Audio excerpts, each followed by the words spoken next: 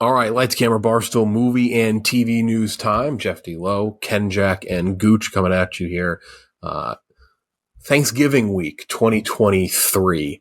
Lot going on. A lot of trailers, a lot of interesting trailers, I might add, too. Interesting, I guess, in many ways, shapes, and forms. Very interesting trailers. I guess we'll start off with the big one. Yeah. And to call it the big one is probably a disservice to like big trailers, but we will talk about Madam Web. Madam Web, part of the, what's the abbreviation? Like the Scum, the Spider-Man. They changed universe of comic book movies or some shit. It was Sony for a while. It was Sony Pictures universe of Marvel characters. So Spunk. Stupid. Spunking all over myself. The wacky Spider-Man movies without Spider-Man. That's basically what they are. It's like if they took Spider-Man and they sucked all of his life out and then just splattered it on different movies. That's what these movies are. It's like he's not there, but they're going to make sure the colors, the look, it needs to be Spider-Man adjacent. Madam Web stars Dakota Johnson, Sydney Sweeney, Emma Roberts, Adam Scott, much more people. They've been talking about this movie for quite a while now. Had some delays due to not COVID, but definitely some of the strikes. I don't think it had any COVID delays. It's hard to tell these days, though, what got delayed by COVID. What didn't. They filmed this last year. It does feel like we've been talking about it forever. You know what I mean? But it was definitely talked about for a while. And this was also, there were a lot of little things that happened like on set that people noted, like, oh, fuck, is this in the Tobey Maguire Spider-Man verse? Like there was like little like numbers and dates and names on the set. So this has kind of been in the zeitgeist culturally for comic movies for a while. There have been other people attached to this, right? Like who? They've changed like who was attached. It wasn't. They used up all the hot white women on this one. They did. But there have been like random names attached to it, but they landed on like, I think they wanted like, I may be wrong, but I'm pretty sure they wanted like a big actress to be in this. I think like Amy Adams. I may be making that up. She would have been a good fit. They landed on Dakota Johnson. She plays Cassie Webb, a paramedic in Manhattan and clairvoyant whose psychic abilities allow her to see within the spider world. Okay. Sydney Sweeney plays Julia Carpenter, a Spider-Woman. Celeste O'Connor plays Maddie Franklin, a Spider-Woman. Isabella Merced plays Anya Corazon. That's another character. Mike Epps is in it. Emma Roberts, Adam Scott is in it. The trailer is... So Cassie Webb is forced to confront her past while trying to survive with three young women with powerful futures. She can see the future and then goes in then dips back into the present day and tries to alter it and figure things out. That's what you get from the trailer and that character. The trailer is horrible. Bad trailer. It's not just horrible. It is all time bad. It's one of the worst. It's one of the worst in terms comic book movies. It's probably bottom 3 trailer ever made for a comic book movie. And then I would say all time trailers, it's up there. This makes Aquaman 2 look like fucking a Stanley Kubrick production. Like it was really bad. And I think something that made it feel worse is that it felt very much like the Morbius trailers, which again, it's obviously connected to the same universe and all that. But I got the heaviest Morbius vibes watching this trailer. I don't know if you guys felt the same on that. I thought Morbius's trailer was 10 times better than this. This was getting laughed out of the theater by teenage girls yesterday. Like the target audience was was laughing this out of the theater yesterday when it played before the new Hunger Games movie for me. It is laughable. Like so bad looking. Bad ADR, looks like shit. And I don't know. From the people I've heard from, it's a terrible storyline from the comic books too. Like, so there's not much to hope for here. I remember when I was looking it up. So it's these two dudes that wrote this, Matt Sazama and Burke Sharpless. Fake names, fake ass names, by the way. These dudes stink. And I just went and looked at their filmography. We'll go down the list. Dracula Untold, the Luke Evans movie. Do you remember that one? Of course. Who doesn't remember? The Gods of Egypt, starring Gerard Butler, Nikolai Coster-Waldau. Okay, I remember that one. Yeah. And then Morbius. They brought back the fucking Morbius. Morbius writers did this. Sony is actively trying to tank the Marvel brand then. But and like for no reason though, it doesn't benefit them in any way. They don't get a draft pick out of consistently making garbage movies. You know what I mean? Well, hear me out. They tank the Marvel brand. They tank the Spider-Man brand, make it really cheap, and then they buy the entire thing back from Marvel once the brand isn't worth anything. And Disney's having a fire sale here in 2 years. Sony buys it all up. There you go. They have Spider-Man to themselves. I will say most people, not even like reasonably informed ones, whenever Sony does something stupid, everyone just says like, "Oh, there goes Sony again." Like no one's like, "Oh, Marvel's fucking this up." They're always just like, they feel like people can make the distinction between the two brands, which is bad for them. They should want to stay as glued together as possible. Yeah, no. Well, there's rumors now that it will be tied in directly to the MCU. They're saying like they're going to try and merge these universes in Spider-Man 4. It's just this is, I will say, of all the things that have been happening at Marvel recently, the fact that just the in association with Marvel logo is in this trailer is as bad as any of them. Like it's like, cause I saw a couple tweets when I quote tweeted it. People were like, "Oh, Marvel again." I'm like, no, this is not even. Yeah. There are people like Kevin Feige should make them remove that from the trailer. Like there's the one line in this trailer that people are talking about more than all the others. Can I do the read? Do you know what it is? Him? He was in the Amazon researching spiders with my mom right before she died.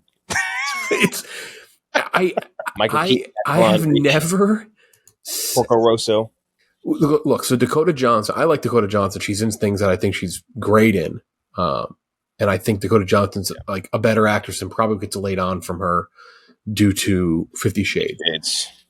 This, though, she looks so uninterested in this trailer. She looks like she would rather be she looks like she would rather be on the red carpet with her parents talking about 50 Shades again, which was previously the most awkward encounter I've ever seen with or on Ellen.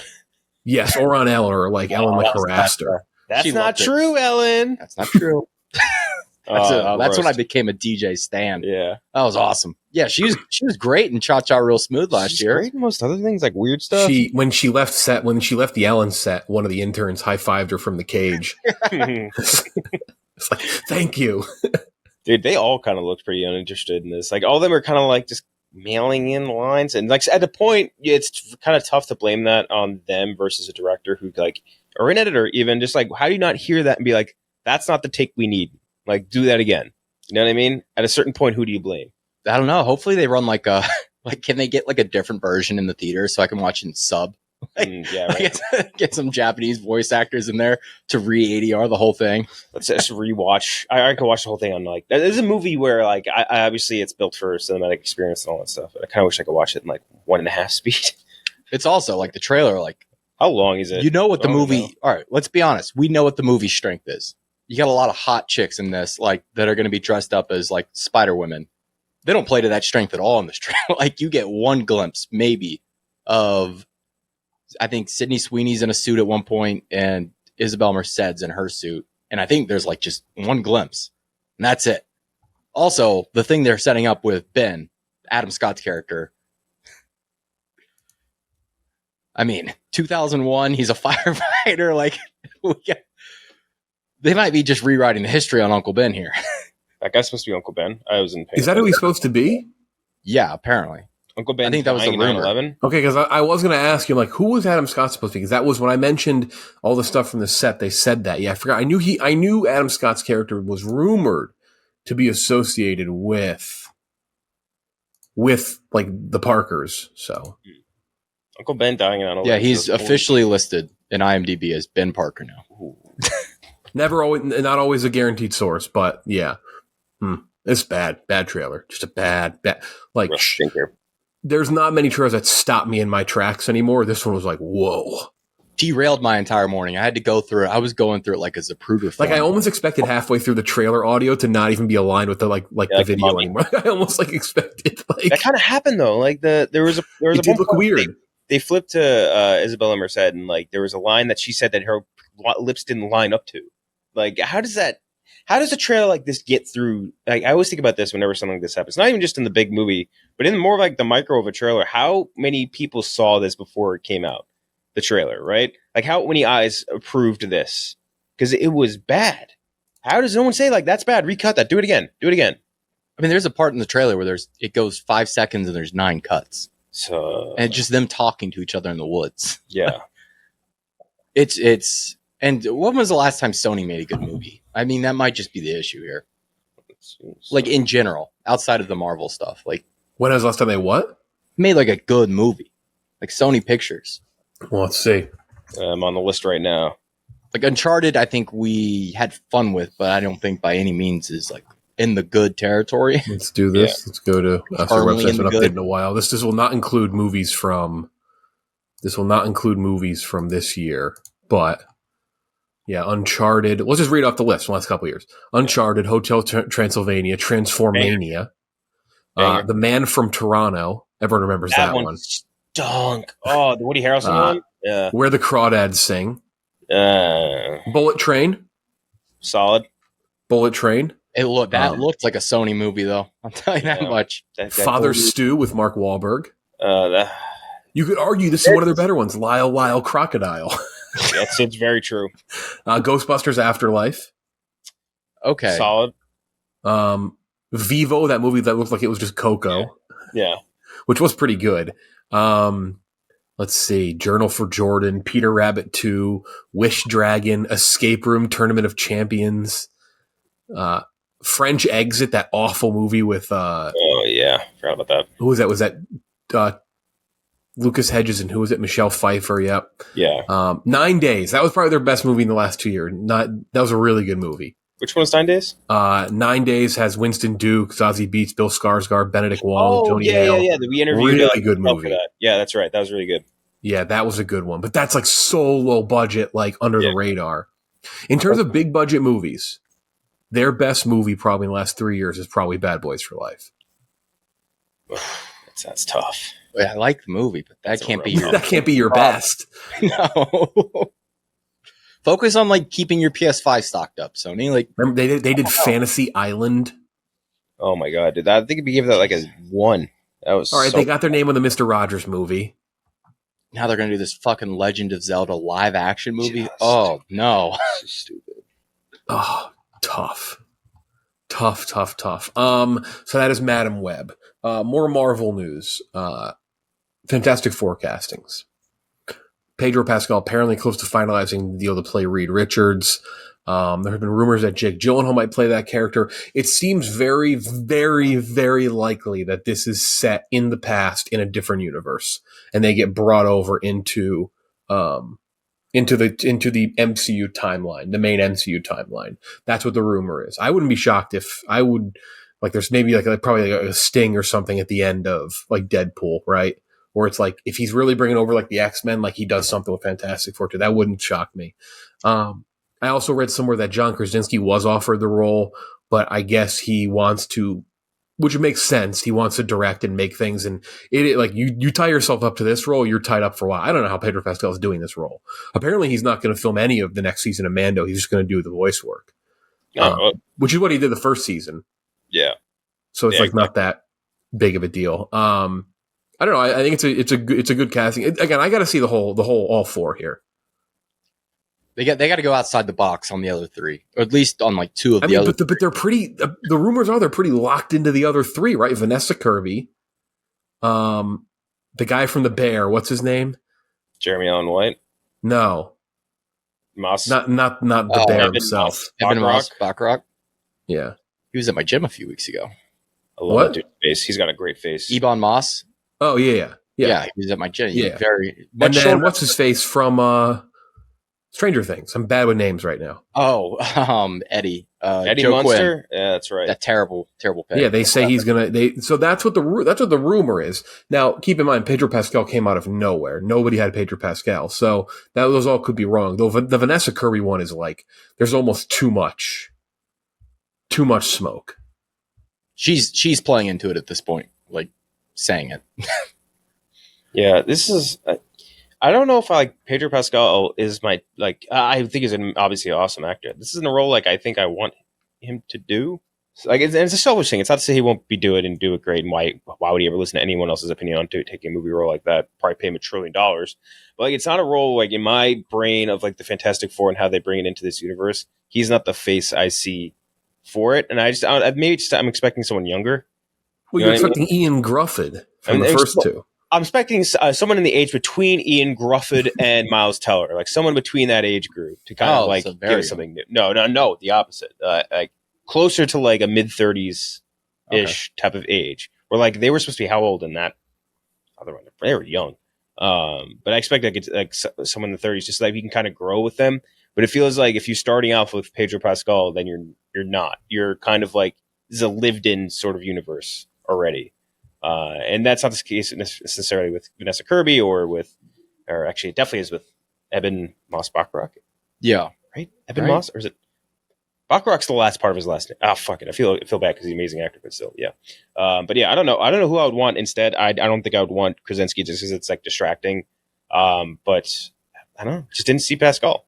And now, folks, a little Eben Moss-Bachrach. Yeah, the little Austin Powers. Mr. Ben Bachrach. But now Pedro's like a good pick, I guess, but he's also just incredibly safe. Just so safe. Yeah.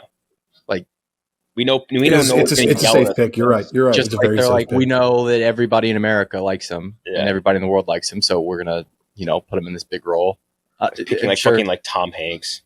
The Joe Quinn one I have more problem with. Like he's just not. Yeah. He's not the hot guy. He's a handsome fellow. He's not Johnny Blaze or the fuck. But like you got to be a hot dude to be playing the Blaze man. Yeah, you gotta be hot and sexy. He's not. He's British. You can't be hot and sexy and British. Still want Skylar Gisondo. Yeah, still think it'd be a good pick. The Gist Man would be solid. Vanessa Kirby also. Yeah, Vanessa Kirby. I think they're only 10 years apart in age, but they look way. She could pass for like 20s. It's crazy. Yeah. So like, and they're supposed to be together. So yes. Little. Unless they change that too. And there was also those rumors that it was going to be like her movie, right? At one point. And that's why they couldn't get him to sign on for. There's rumors of like Javier Bardem playing Ben Galactus, I think. That's another like safe ass like. There's some wild shit thrown out there. I just want to see it. Because I was looking at that casting news and I was like, when was the last time Javier Bardem? Like, let's look at his last 10 years of movies. It's tough. It's not great. Skyfall. I like it. I think Skyfall was 2012 though. Yeah, damn. Yeah, it's a long time ago. His past 10 years are tough. It's a lot of weird shit. Like, I'm trying to think. Like, it'd be like Mother and shit like that, right? Like, let's see. Yeah, I forgot he was in Mother. Yeah, that's the last thing I remember seeing him in. Where I was like, why is he here? I feel like he's up there. They've thrown Antonio Banderas around the block as well. So. Let's see. Lila Crocodile. There we go. That's the one we missed. And Little Mermaid. Oh. He was not aware of being in that movie. Okay. Being the Ricardos, he was good as Desi. He was good as Desi. I'll give him that. For sure. The Good Boss, Dune. He's there. Okay, sure. Yeah, Dune. He's there for. He'll be in this. He'll be in this Dune more than he'll be in Dune 2 more than he'll be in that previous one. Exactly. That Kingdom Come, Loving Pablo, Mother. Yeah. Pirates of the Caribbean. I forgot he was there. Yeah, he was the dead man. He was telling no tales. He was Armando Salazar. Yeah. He was with the weird. Ian McShane was Blackbeard. Ian McShane. Yeah, shout out to Ian McShane. Where's he been at? I don't know. He didn't come back. Other trailer for Ted, like the bear played by Seth MacFarlane. The Ted prequel series. No Mark Wahlberg, no Mila Kunis, no Amanda Seyfried. It's a prequel set in 1993. With the John Bennett as a kid, the character played by Mark Wahlberg. Seth MacFarlane is back to write and direct, but I don't know. Comes to Peacock in January 2024. I'll definitely watch it, but the dynamic of Mark Wahlberg with the bear is like a big reason that those movies work. I don't have Ted fever. I'll just say that. Yeah, I don't got Ted. Like the first Ted 2. Yeah, it's enough. I'm good with Ted for a bit. Ted 2 has a lot of funny jokes, but even like people who worked on Ted 2 admitted that like Ted 2 is not nearly as good as Ted 1. Like they lost some of the juice. Yeah, it's the sort of novelty of it was kind of died out after the first one. And I don't know if I want to watch one where that has really no names attached to it. To be honest, you know what I mean? Like it's like, here we're gonna do the same thing except none of the famous people are in it, and it's him and an actual child instead of a full-grown adult. which was kind of like the big funny novelty of it was like this tiny teddy bear smoking weed with an adult man that works at a car rental agency. Like that's funny. But adding it to a kid, not really funny. That kind of becomes like a kid show. You know what I mean? And then it's not what they're going to do, but still, I don't know. I still do not have Peacock, and I'm not going to get Peacock for that. All right, Gooch, do you got Ted fever, brother? No, I've got A Million Ways to Die in the West fever, and I wish they had made that into a series. I kind of liked A Million Days. There's some funny jokes in that. Funnier every time I watch it. That's the Seth MacFarlane experience. It's like you get like 60% shit, 60 to 80% shit, but in that 20 to 40, he really hits. Like it's the same thing with Family Guy, same thing with Ted 2. Ted 1 was like, I'd say like 70% good, 80% good, like 20% bad bits, but like Seth MacFarlane is just a bit machine. Do you remember how he's what do you call it? Giovanni Ribisi's dating Sarah Silverman, who's a hooker, right? And she's like, she refuses to have sex with him because she said she's saving herself for marriage, even though she's a prostitute. Yes. And there's a scene where he asks her, he's like, "Yeah, I thought maybe we could kiss today." It's like, "No, baby, I'm saving myself." And then like a guy going up the stairs is like, "Ruth, let's fuck." And they go back up the stairs. It's just there's so many good little bits in Million Ways Down the West. My prediction is this series does suck, but you'll see nonstop clips of it on TikTok. It'll be like one of those things where like it'll have like a couple 2-minute good, like really good, strong spots. Yeah. And that'll just get passed around. And it'll be you'll be watching it like part by part by part on TikTok in like 2 years. What if the Ted CGI is fucked up? Yeah. Just the VFX industry is in shambles. They couldn't handle another Ted. It's too prop bear. It might be funny if it was natural prop bear. It's like Universal or whatever, their graphics team unionizes and quits over grueling Ted. Ted demands. Grueling Ted. It took us 5 weeks, no sleep, to render Ted. Yeah, nonstop. God, I haven't seen my family. I'm not going home for Thanksgiving. I gotta make Ted jerk off. Yeah, it always reminds me of the behind the scenes for Transformers Revenge of the Fallen when they were like, yeah, it's taken us 3 months to render out this one frame of this giant robot. His balls over the pyramids or whatever. I just saw a funny clip where they spliced together Napoleon shooting the cannons at the pyramids with is it Age of Extinction? Yes. Or the what do you call it, Transformer attacking the pyramids. It was funny. Historically accurate. Yeah. He's got the big fucking wrecking ball nuts on that Transformer. All right, that's right. All right, last trailer. This last trailer. Speaking of Sydney Sweeney, this last trailer is the weirdest fucking thing I've seen with trailers. Somehow, right up there with Madam Web. Though good trailer, but just like what's happened with this movie is so bizarre. Anyone But You stars Glenn Powell and Sydney Sweeney. It's a rom-com. It's been teased as a rom-com since it was filmed. They were on like the double-decker bus in New York, and it was going to be this like lovey whatever Netflix thing, right? Breaking up between relationships too, yeah. Yeah. I don't know, Jeff or Ken Jack, if you saw her story from Friday, but I posted it and I was like, Sydney Sweeney's fiance, civilian's fiance. Do not look at her story right now. Yeah, it was tough. It was like they're working out. It was like her sitting underneath of him. Like his legs were he was standing straight over her, shirtless, like doing curls or something. Friend of the show, Glenn Powell. It was like congrats, Glenn Powell on Men's Health cover, and then it was like a winky face with the P to make it look like the tongue was out. The first trailer is like they made the trailer and then put it through a 50 Shades of Grey machine. Yeah, because the first trailer had such a dramatic, romantic vibe. It was so unexpected. You were like, wait, what? You're like, this is supposed to be a rom-com, right? You're like, this is like a 50 Shades movie. And now the new trailer came out and it is a rom-com trailer. It's the weirdest thing I've ever, it is the weirdest one trailer to the next jump I've ever seen. Like weirder than Suicide Squad when they like redid the movie for the second trailer. It's almost like an exercise that you'd present to like a film class and be like, this is like trailer cutting 101. Like you can completely change what the public thinks your movie's going to be just with a song choice and a few quick edits. Like, yeah, because these are two different movies. Like it's two completely different movies. You're right. It felt like a film class thing where it's like, hey, here's 10 minutes of clips. Make a trailer. Somebody made a romantic drama. Somebody made a rom-com trailer. Yeah. It's the strangest thing. It's like very like erotic thriller first trailer, and then this trailer is very just goofball, stupid cues, bad jokes. Like my favorite rom-com thing is every rom-com trailer has this one moment where like someone says something dumb and then someone goes, "What the cut?" before they can say fuck, and that's every rom-com trailer. And then that's just like, I don't know. Something about this trailer, and maybe just this movie in general, feels very bad. And I don't know if this is just, and we were just talking about this with Sydney Sweeney and Adam Webb too. Her readings of lines in this were so robotic. Am I crazy in thinking that? Like every line she said, she's like, it was the same thing with Glenn Powell to an extent as well. Like she's just like, no one would believe that we are dating.